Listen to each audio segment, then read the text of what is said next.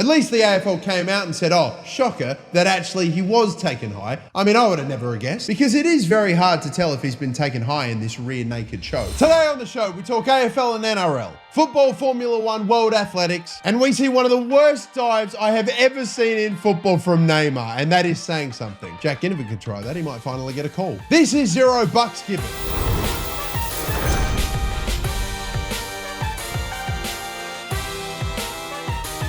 My oh my, what a week it was in the AFL. We saw one of the all-time classics. The Pies took a commanding lead, lost it, and then kicked like 3 or 4 goals quick in a row with this goal after the siren from Jamie Elliott. The umpires have kept their open season on Jack Ginnivan's neck going as well. At least the AFL came out and said, oh, shocker, that actually he was taken high. I mean, I would have never guessed, because it is very hard to tell if he's been taken high in this rear naked show. It's just bloody ridiculous, but regardless though, Collingwood will still probably not complain too much. They got one of their best ever wins. The crowd, the reactions, the camera angles from all over the MCG was insane. Essendon fans had to cry themselves to sleep. Richmond fans kind of had to do the same thing, but at least they got 2 points. But yeah, they bottled it so hard against Freo. How they didn't win that game. The first draw of the season there, we saw Jack Harlow, who's in Australia at the moment for, you know, Splendor in the Mud. He was putting up AFL highlights on like his Instagram story, which was bloody bizarre. Like looking at the fit check for the old school umpires. Personally, I'm fuming with Jack Harlow for this. I mean, why would you not spend your time with grassroots rappers instead of once again going on about the AFL? We'll be posing with a Sharon before you know it. We saw Hugo Hagen kick 5 against Melbourne, so he got the Rising Star nomination this week, obviously. We also saw every AFL and AFLW captain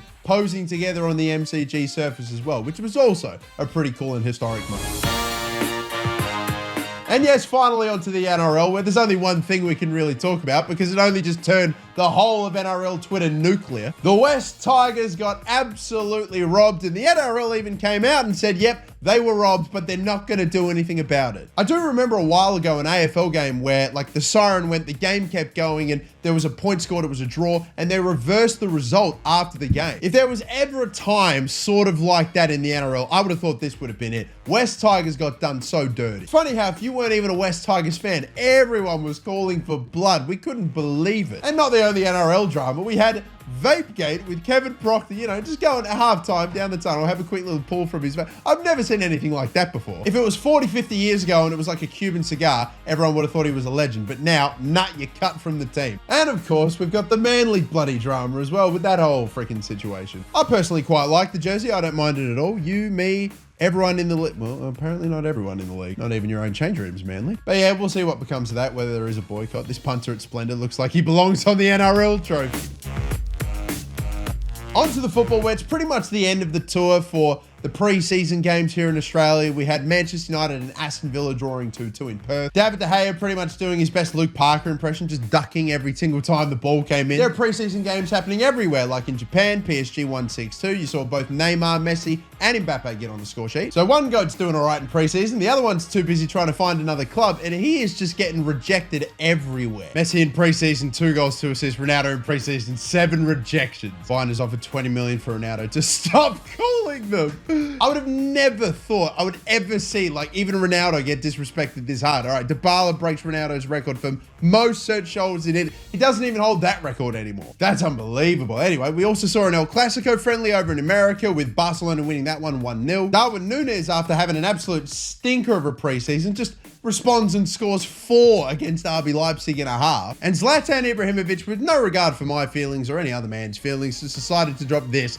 at the age of 40 and put everyone to shame. We also have the Women's Euros on as well too, by the way, with England, Sweden, Germany, and France the last 4. So we'll have to wait to see until next week who's going to win it.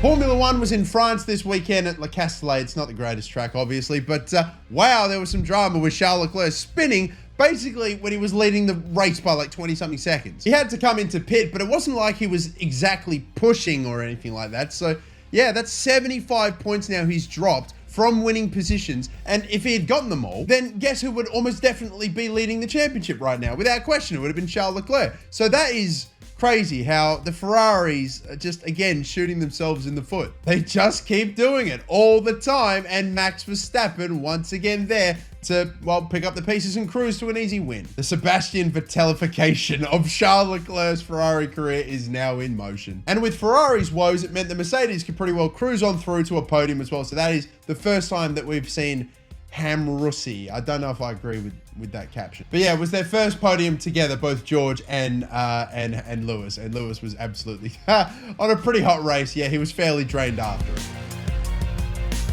The World Athletics Championships wrapped up this week as well, and we saw multiple world records, like a high jump world record for starters. The Nigerian Amusan didn't just break the world record like once. She actually managed to break it a second time in the same day, but the second attempt got ruled out because of wind or something. It was a bit bizarre, but like I can maybe understand. Still, at least she's got it. And from 110 meter hurdles to 400 meter hurdles, we saw Sydney McLaughlin set a 50.68 world record as well. 1/100th away from glory. Just goddamn it. No world record set by any Australians at the championships, but we did get 2 gold medals. We got this from Kelsey Lee Barber, a gold in the javelin after this mega throw, and Eleanor Patterson for the high jump as well. So 2 gold medals. I think we can take that. She did it with a jump of a 2.02 meter height. And speaking of the javelin, we definitely saw one of the best run-ups techniques ever that I have ever seen. It's hilarious. Do not tell me watching this that she does not look exactly like Jack Sparrow. Exactly like Jack Sparrow. Also, shout out to this cameraman. Who cares if there's a race going on in the middle?